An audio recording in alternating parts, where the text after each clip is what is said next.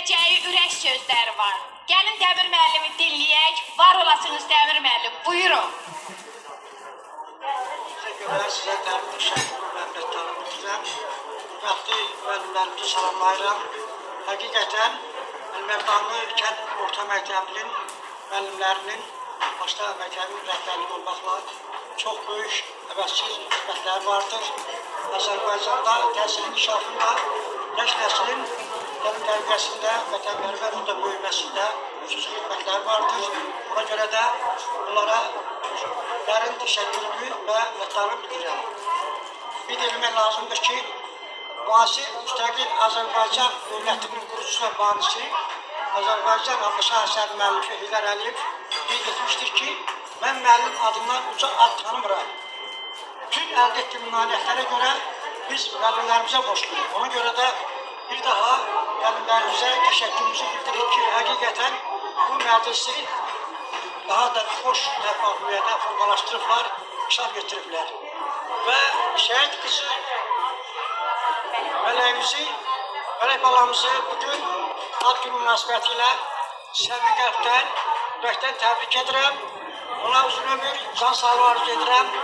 Odur olsun ki, böyük qızı olsun, vətənpərvər, ruhda böyüsün, elimizə, obamıza layiqli evlad olaraq inkişaf eləsin, böyüsün, formalaşsın və 100 ilini qeyd eləsin, ali təhsil alsın, vətənimizə şərəflə, vicdanla xidmət eləsin.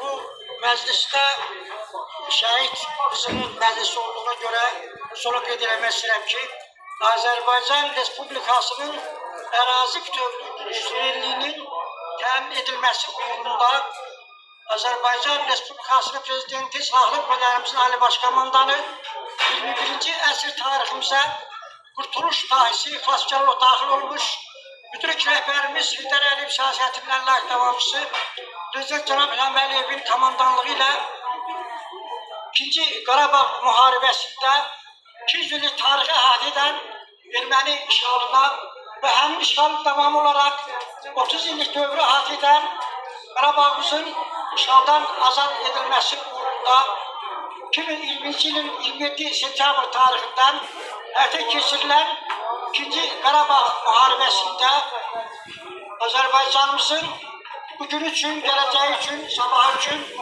1 milyondan çox Azərbaycan vətəndaşının, dünyada yaşayan 50 milyondan çox Azərbaycanlının, dünyada yaşayan 350 milyondan çox dünyasının və tərəqqipərvər bəşəriyyətin başına ucalıq bəxş etmək, Azərbaycan Respublikasının dünya müqayisəsində mövqeyini daha da möhkəmləndirmək məqsədi ilə canlarını vətən yolunda qurban vermiş, döyüş meydanında Azərbaycanın dövlət himnində qeyd edildiyi kimi can verməyə, qan töhməyə hazır olmasını, ən yüksək zirvəni, əbədi yaşarlıq zirvəsini fəth etməklə sübut etmiş hər bir şəhidimizə, o cümlədən bugün ad gününə toplaşdığımız mələyimizin atası Ələsgərov Emin Fəxrəddin oğluna Allah rəhmət eləsin, Allah cəmi şəhidlərimizə rəhmət eləsin, yəni onları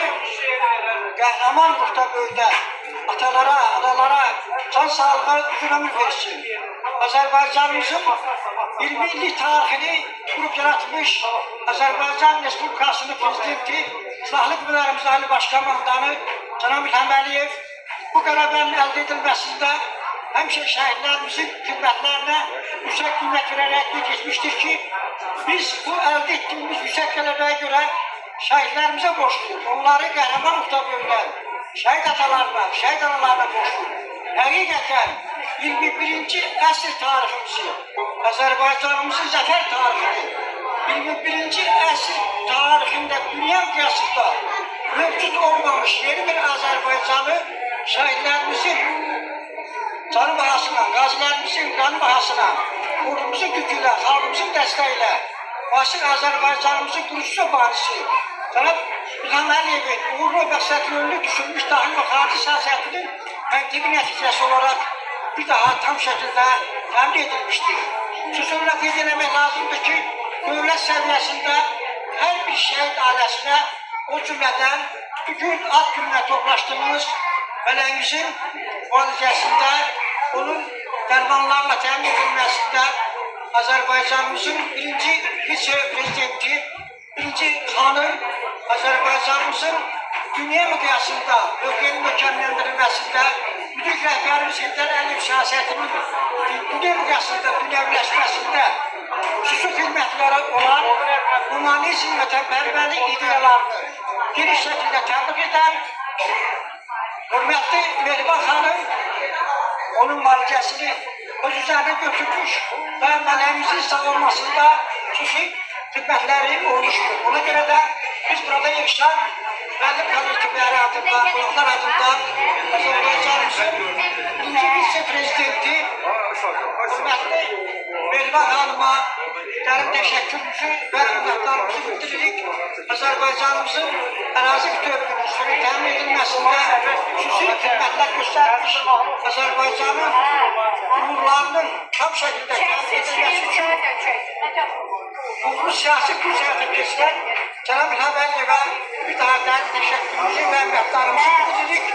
Həqiqətən Mehriban xanım hər bir uşağa, hər bir şəhid ailəsinə həmişə böyük diqqətlə, qanına yanaşır. O cümlədən də mələyimizin sağlanmasında, onun həyatda sağlam böyüməsi üçün, sağlam mühtəviyyət inkişaf eləməsi üçün çox böyük xidmətlər göstərmişdir.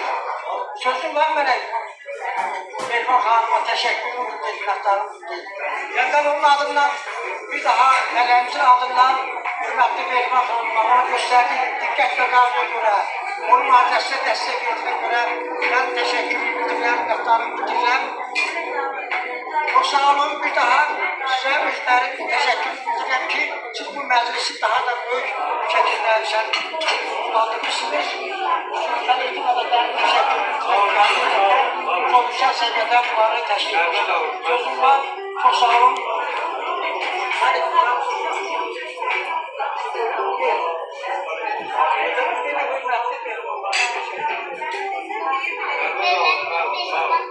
Teşekkür ederim. Bana karşıma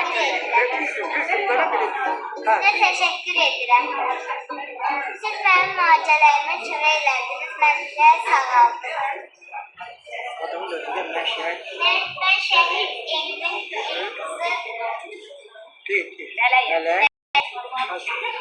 Ben xəstələnmişdim, ben Ben hastalanmıştım. Meyvan Hanım beni savundular. Tamam, teşekkür ederim. Sağ olun. Teşekkür ederim.